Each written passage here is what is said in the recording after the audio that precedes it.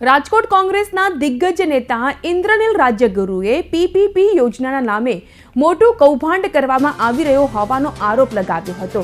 આ તકે કાલાવડ રોડ પર મનપાની જગ્યામાં પીપીપી ધોરણે કામ કરતા જેપી કન્સ્ટ્રક્શનમાં પૂર્વ મુખ્યમંત્રી વિજય રૂપાણી સહિતના ભાગીદાર હોવાનું અને આવાસ બનાવવાના નામે કૌભાંડ આચરાયું હોવાનો આરોપ તેઓએ લગાવ્યો હતો।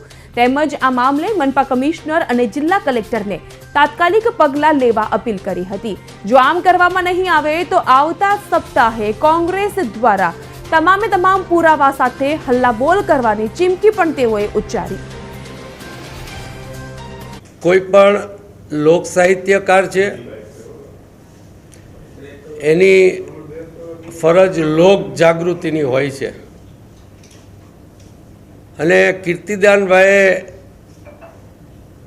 જે મીટરની વાત કરી છે એ મીટરને બરોબર સમજીને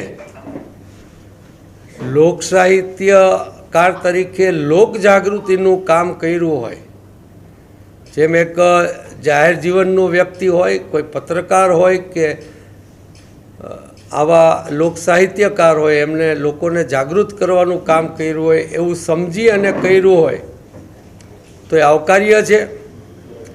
પરંતુ આવું લોક જાગૃતિનું કામ